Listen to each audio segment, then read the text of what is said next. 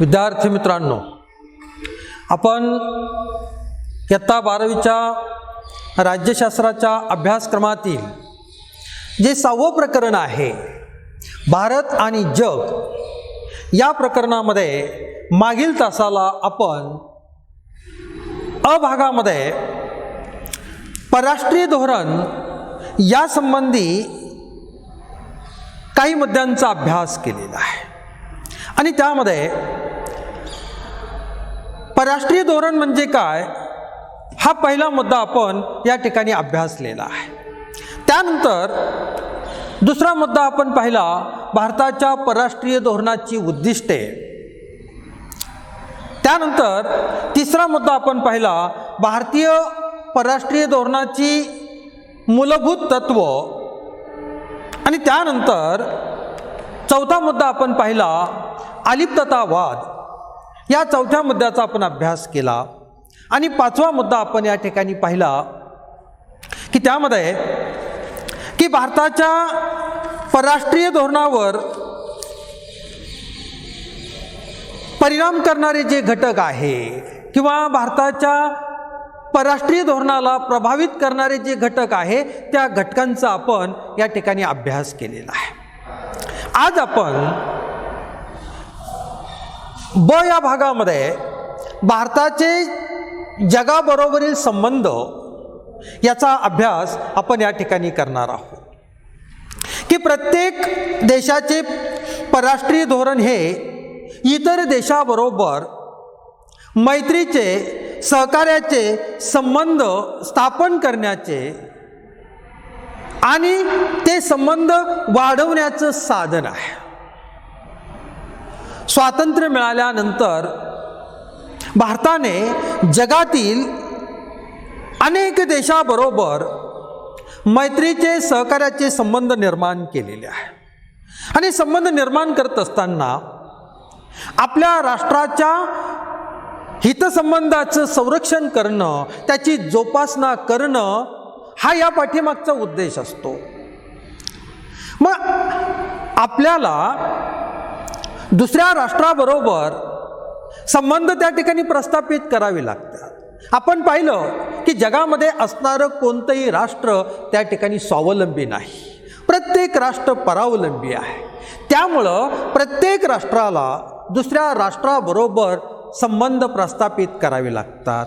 मग त्यासाठी आपल्याला सांगता येईल मग ते सामाजिक संबंध, आर्थिक, राजकीय, वैज्ञानिक, तांत्रिक, त्याचबरोबर व्यापारी आणि सांस्कृतिक संबंध या ठिकाणी प्रस्थापित करावे लागतात। मग हे संबंध प्रस्थापित करत असताना जगामध्ये असणाऱ्या सर्वच देशाबरोबर चांगले संबंध प्रस्थापित करणं, जवळचे संबंध प्रस्थापित करणं हे शक्य नसतं।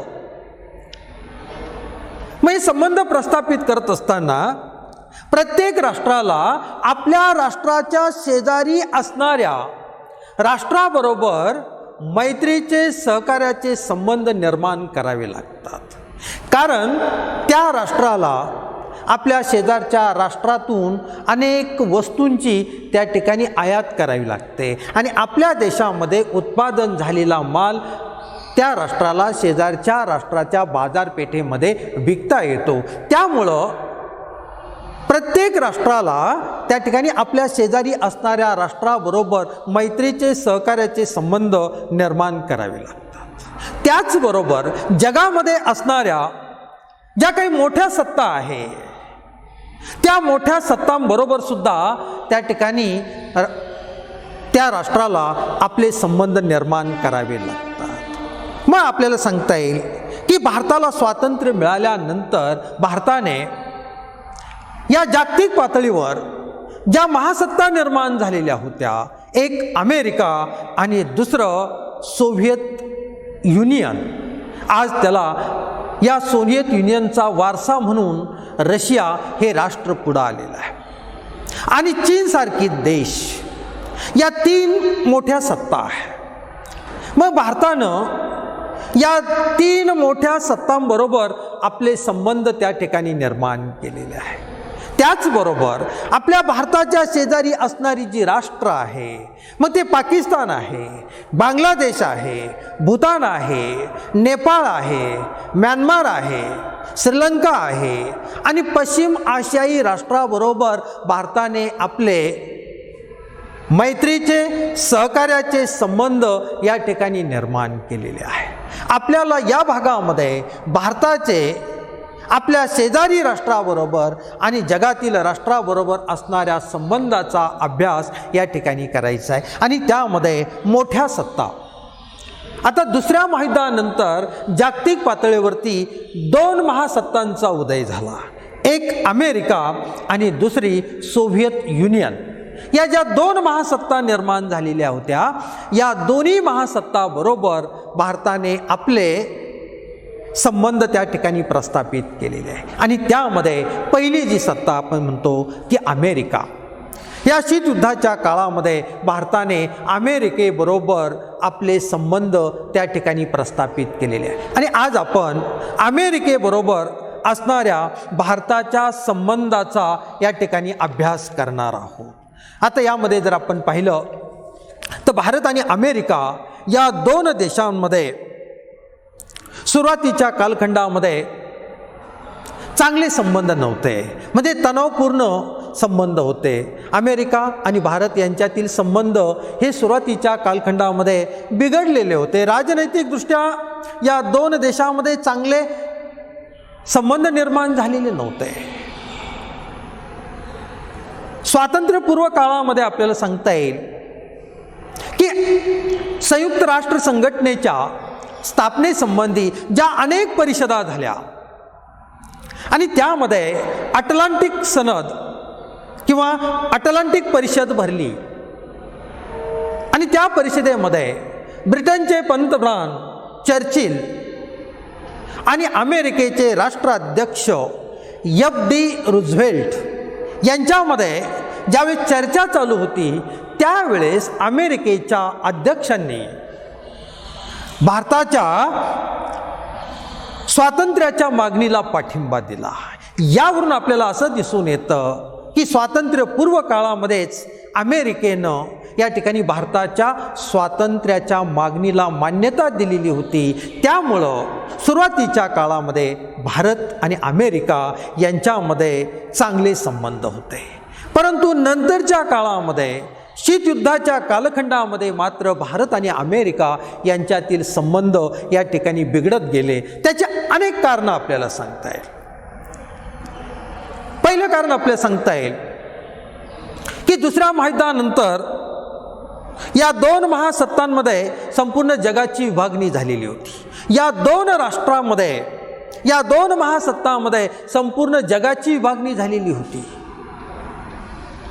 आणि याच वेळेस या दोन्ही महासत्तांनी एकमेकाच्या विरोधामध्ये लष्करी करार केलेले होते आणि भारताला स्वातंत्र्य मिळाल्यानंतर भारताने या दोन्ही महासत्तांच्या गटामध्ये सहभागी न होता अलिप्ततावादी धोरणाचा स्वीकार केला आणि या अलिप्तवादी धोरणाचा स्वीकार केल्यामुळं अमेरिका हे राष्ट्र त्या ठिकाणी नाराज झालं. म्हणजे भारतानं संसदीय लोकशाही शासन पद्धतीचा स्वीकार केला आहे, अमेरिकेमध्ये अध्यक्षीय लोकशाही शासन पद्धती आहे. मग एक लोकशाही राष्ट्र एका लोकशाही राष्ट्राच्या गटामध्ये सहभागी होत नाही आणि त्यामुळं आपल्याला सांगता येईल इथं आपल्याला अमेरिकेची नाराजी दिसून येते आणि तेव्हापासून आपल्याला सांगता येईल की भारत आणि अमेरिका यांच्यामध्ये असणारे राजनैतिक संबंध या ठिकाणी बिघडलेले आपल्याला दिसून येते. भारताने अलिप्तवादी धोरणाचा स्वीकार केला, त्यामुळं आपल्याला सांगता येईल की हंगेरी आणि चेकोस्लोव्हाकिया येथील पेच प्रसंगाबाबत भारतानं आपलं स्वतःचं स्वतंत्र मत त्या ठिकाणी व्यक्त केलं आणि हे मत व्यक्त केल्यामुळं अमेरिका हे राष्ट्र त्या ठिकाणी नाराज झालं. दुसरी घटना घडली ती म्हणजे की अमेरिकेनं व्हिएतनाममधील जो हस्तक्षेप केला त्या हस्तक्षेपाचा भारताने निषेध केला. या घटनेमुळं सुद्धा आपल्याला सांगता येईल की भारत आणि अमेरिका यांच्यातील संबंध त्या ठिकाणी बिघडले गेले. पुढचं एक कारण आपल्याला सांगता येईल की 15 ऑगस्ट 1947 रोजी भारताला स्वातंत्र्य मिळालं. त्याच वेळेस आपल्याला सांगता येईल पाकिस्तानला स्वातंत्र्य मिळालं. ब्रिटिशांच्या धोरणामुळं अखंड हिंदुस्थानचं विभाजन करून भारत आणि पाकिस्तान अशी 2 सार्वभौम राष्ट्र निर्माण केली. पाकिस्तानसारख्या राष्ट्रानं अमेरिकेच्या गटामध्ये सहभाग घेतला. त्यामुळं अमेरिकेची सहानुभूती, अमेरिकेचं सहकार्य पाकिस्तानला त्या ठिकाणी सुरू झालं. आणि त्यातूनच आपल्याला सांगता येईल भारत आणि पाकिस्तान यांच्यामध्ये काश्मीर प्रश्नावरून जो वाद निर्माण झालेला होता, त्या वादामध्ये अमेरिकेनं पाकिस्तानची बाजू घेतली आणि त्यामुळं आपल्याला सांगता येईल की भारत आणि अमेरिका यांच्यामध्ये असणारे राजनैतिक संबंध हे तणावग्रस्त त्या ठिकाणी बनले. त्याच कालखंडामध्ये म्हणजे 1970च्या कालखंडामध्ये अमेरिका, पाकिस्तान आणि चीन या 3 राष्ट्रांमध्ये जी जवळीक निर्माण झाली, या जवळीक निर्माण झाल्यामुळं आपल्याला सांगता येईल भारतापुढं एक मोठी समस्या निर्माण झाली. कारण भारत आणि पाकिस्तान यांच्यामध्ये सुरुवातीपासूनच काश्मीर प्रश्नावरून वाद निर्माण झाला. भारत आणि चीन या 2 देशामध्ये सुद्धा आपल्याला सांगता येईल की सीमावाद निर्माण झालेला होता. आणि ही सर्व राष्ट्र एकत्र आल्यामुळं भारताला एक समस्या त्या ठिकाणी निर्माण झाली. हे या 2 देशामध्ये बेभानाचं एक कारण आपल्याला म्हणता येईल, संघर्षाचं एक कारण आपल्याला म्हणता येईल. त्यानंतर 1991 मध्ये सोव्हिएत रशियाचं विघटन झालं. आणि सोव्हिएत युनियनचं विघटन झाल्यानंतर या सोव्हिएत युनियनचा वारसा म्हणून रशिया हे राष्ट्र पुढं आलं. याच वेळेस या सोव्हिएत युनियनचं विघटन झाल्यामुळं जागतिक पातळीवरती ज्या 2 महासत्ता निर्माण झाल्या त्यांच्यामध्ये जो शीतयुद्ध निर्माण झालेलं होतं, ते शीतयुद्ध त्या ठिकाणी संपुष्टात आलं. आणि जगामध्ये एकाच महासत्तेचं प्राबल्य निर्माण झालं, ती म्हणजे अमेरिका. हे शीतयुद्ध संपुष्टात आल्यानंतर लगेच भारत आणि अमेरिका यांच्यामध्ये चांगले संबंध निर्माण झाले नाही. परंतु नंतरच्या काळामध्ये मात्र भारत आणि अमेरिका यांच्यामध्ये चांगले संबंध त्या ठिकाणी निर्माण झाले. त्याची कारणं आपल्याला सांगता येईल. पहिलं आपल्याला सांगता येईल की अमेरिकेनं भारताला अवकाश तंत्रज्ञानामध्ये या ठिकाणी मदत देण्यासंबंधी जे धोरण स्वीकारलेलं होतं अगोदर, की त्यासाठी रशियावरती दबाव आणलेला होता, परंतु त्या धोरणामध्ये मात्र आपल्याला सांगता येईल नंतर मात्र बदल झालेला आपल्याला दिसून येतो. कारण 20व्या शतकाच्या शेवटी भारत आणि अमेरिका यांच्यामध्ये असणारे संबंध त्या ठिकाणी बदलू लागले. त्याचं एक कारण आपल्याला सांगता येईल की 11 सप्टेंबर 2001 रोजी दहशतवाद्यांनी अमेरिकेतील वर्ल्ड ट्रेड सेंटर आणि पेंटागॉन या इमारतीवरती जी प्रवासी विमानाची धडक देऊन जो हल्ला केला आणि त्या हल्ल्यामुळं या दहशतवादाचं खरं स्वरूप हे जगासमोर आलं. जागतिक पातळीवर असणारी महासत्ता अमेरिकेला सुद्धा त्या ठिकाणी एक आव्हान दिलं गेलं. आणि यातून आपल्याला सांगता येईल की अमेरिकेचे राष्ट्राध्यक्ष जॉर्ज बुश यांनी दहशतवादाविरोधी जी भूमिका घेतली, या भूमिकेला भारतानं पाठिंबा दिला. आणि भारताने पाठिंबा दिल्यामुळं भारत आणि अमेरिका यांच्यामध्ये चांगले मैत्रीचे संबंध त्या ठिकाणी निर्माण झाले. दुसरं एक आपल्याला सांगता येईल की काश्मीर प्रश्नाबाबत अमेरिकेनं जी पाकिस्तानला मदत केलेली होती, पाकिस्तानची जी बाजू घेतलेली होती, नंतर मात्र आपल्याला सांगता येईल हळूहळू हे अमेरिकेचं धोरण बदललं आणि काश्मीर प्रश्नाबाबत अमेरिकेनं भारताला अनुकूलता दर्शवली. त्यामुळं या दोन देशामध्ये असणारे संबंध या ठिकाणी सुधारले गेले. तिसरा एक मुद्दा आपल्याला सांगता येईल की पाकिस्तानातील जैश ए मोहम्मद आणि लष्कर ए तोयबा या दहशतवादी संघटनांच्या 5 अतिरेक्यांनी आपल्या भारतीय संसदेवरती हल्ला केला. उद्देश होता की संपूर्ण भारतीय संसद ओलीस ठेवणं, परंतु आपल्याला सांगता येईल की या संसदेच्या सुरक्षा रक्षकाच्या यंत्रणेमुळं हा दहशतवादी हल्ला परतावून लावता आला. ज्यावेळेस या 2 संघटनांच्या 5 दहशतवाद्यांनी संसदेवरती हल्ला केला, त्यावेळेस अमेरिकेनं पाकिस्तानला सीमापार दहशतवादाला पाठबळ देण्याचं थांबवावं असं ठणकावून सांगितलं. त्यामुळं आपल्याला सांगता येईल या 2 देशातील संबंध त्या ठिकाणी सुधारले गेले. 2008 साली भारत आणि अमेरिका यांच्यामध्ये नागरी आण्विक सहकार्यासंबंधीचा करार झाला आणि या करारामुळे आपल्याला सांगता येईल या 2 देशामध्ये असणारे संबंध त्या ठिकाणी सुधारले गेले. मग हा करार काय आहे की 2008 साली हा जो नागरी आण्विक सहकार्याचा जो करार झाला, या करारामुळे भारतानं अणु प्रकल्पाचे नागरी आणि लष्करी असे विभाजन केलं. आता नागरी अणु प्रकल्प हे आंतरराष्ट्रीय अणु ऊर्जा आयोगाच्या देखरेखीखाली आणण्यात आलं आणि त्यामुळं आपल्याला सांगता येईल की अमेरिकेचं धोरण बदललं. अमेरिकेनं या नागरी अणु प्रकल्पासंबंधी भारताला सहकार्य करण्याचं धोरण स्वीकारलं आणि यातून आपल्याला सांगता येईल की भारत हा अण्वस्त्र प्रसार बंदी करारातून बाहेर पडून भारताने आपल्या संरक्षणासाठी अण्वस्त्राची निर्मिती त्या ठिकाणी करायला सुरुवात केली. जागतिक पातळीवर जर आपण या ठिकाणी पाहिलं तर या आण्विक व्यापारात सहभागी होऊ शकणारा भारत हा एक देश आहे. त्यानंतर भारत आणि अमेरिका यांच्या संबंधाबाबत अमेरिका हा भारताच्या दृष्टिकोनातून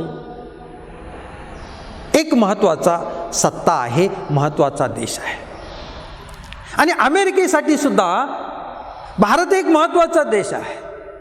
याचं एक उदाहरण आपल्याला सांगता येईल की भारत हा इंडो पॅसिफिक क्षेत्रातील एक महत्त्वाची भागीदार सत्ता आहे. अमेरिका भारताच्या दृष्टिकोनातून गुंतवणुकीसाठी एक मोठं स्रोत आहे, तर व्यापारासाठी अमेरिका भारताच्या दृष्टिकोनातून एक मोठा भागीदार देश आहे. यावरून आपल्याला सांगता येईल की भारताच्या परराष्ट्रीय धोरणाचा जर आपण विचार केला तर भारताने अमेरिकेबरोबर आपले चांगले राजनैतिक संबंध प्रस्थापित करण्यावरती भर दिलेला आहे आणि या 2 देशातील संरक्षण विषयक संबंधाचा मध्ये सातत्याने वाढ होताना आपल्याला दिसतंय आणि यामध्ये आपल्याला सांगता येईल बहुअक्षीय व्यासपीठावरती हे दोन्ही देश भागीदार आहे. यामध्ये आपल्याला सांगता येईल भारत, अमेरिका आणि जपान हे 3 राष्ट्र हे बहुअक्षीय व्यासपीठामधील एक भागीदार आहे.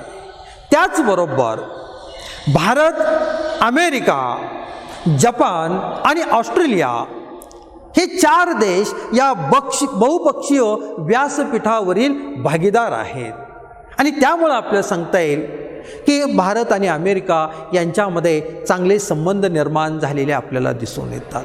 2019 मध्ये भारताचे पंतप्रधान नरेंद्र मोदी यांनी अमेरिकेला भेट दिली. अमेरिकेचे अध्यक्ष आणि भारताचे पंतप्रधान यांच्यामध्ये जी चर्चा झाली त्या चर्चेमुळे आपल्याला सांगता येईल या दोन देशातील राजनैतिक संबंध हे चांगल्या पद्धतीचे निर्माण झालेले आपल्याला दिसून येतात. अशा पद्धतीने आपल्याला सांगता येईल की आज आपण अमेरिका या राष्ट्राबरोबर भारताचे असलेले राजनैतिक संबंधाचा या ठिकाणी अभ्यास केलेला आहे. त्यानंतर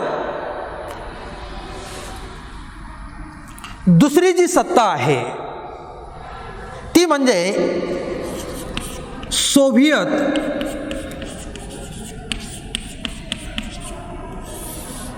युनियन.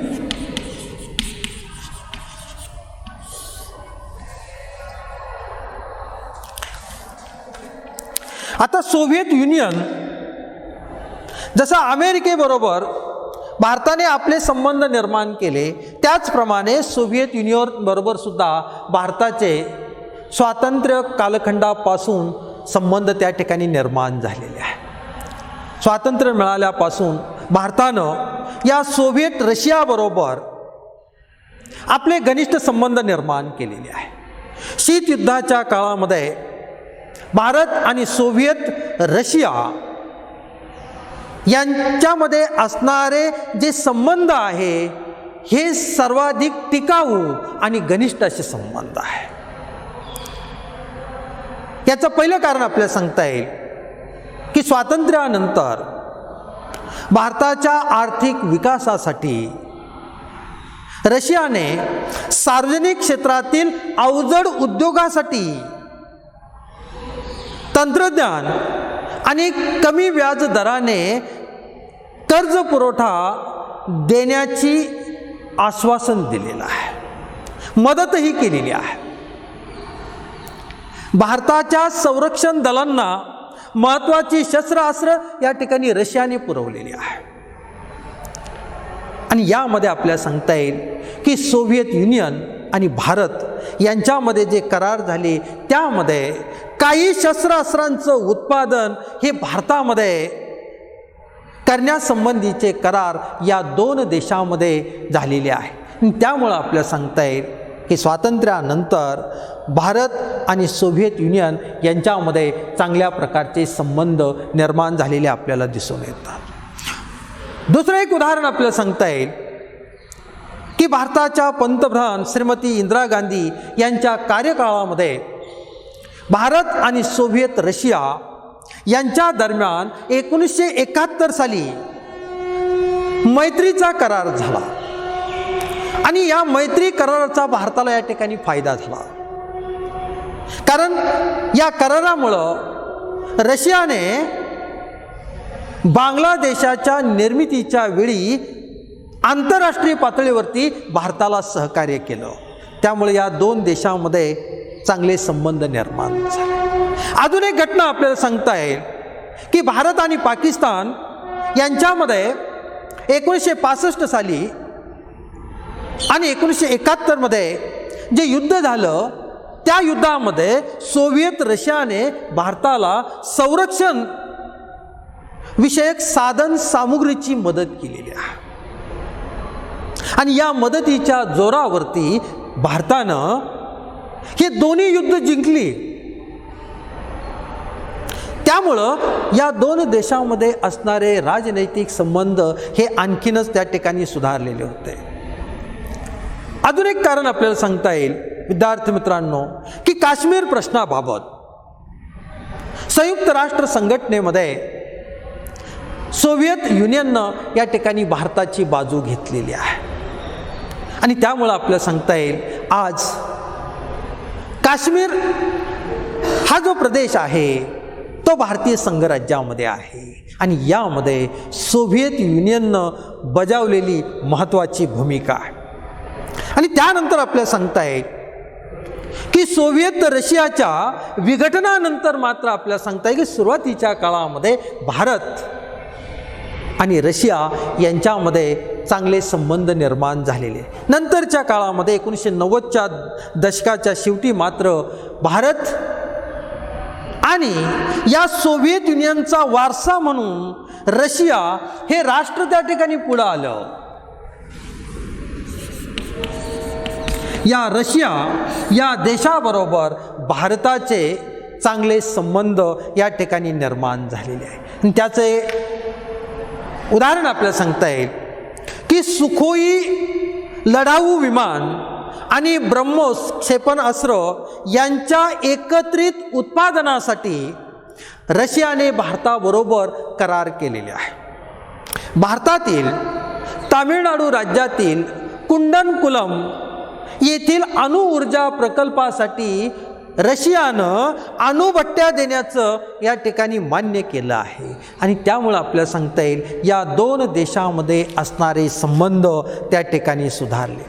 आणि त्यानंतर अजून एक मुद्दा आपल्याला सांगता येईल की सोव्हिएत रशिया ज्याला म्हटलं जातं आज, या रशियानं आपली ॲडमिरल गोर्शकॉव नावाची विमानवाहू युद्धनौका भारताला त्या ठिकाणी विकत दिली की जी आज INS विक्रमादित्य या नावाने ओळखली जाते. रशियातून येणारी शस्त्रास्त्र आजही या दोन देशातील संबंधाचा पाया आहे. आणि त्यामुळे आपल्याला सांगता येईल या दोन देशांमध्ये राजनैतिक संबंध या ठिकाणी सुधारलेले आपल्याला दिसून येतात. अशा पद्धतीनं आज आपण जागतिक पातळीवर असणाऱ्या ज्या मोठ्या सत्ता आहे अमेरिका आणि सोव्हिएत युनियन या दोन महासत्तांच्या संबंधाचा अभ्यास आज आपण केलेला आहे. राहिलेला भाग आपण पुढच्या तासाला करणार आहोत. धन्यवाद.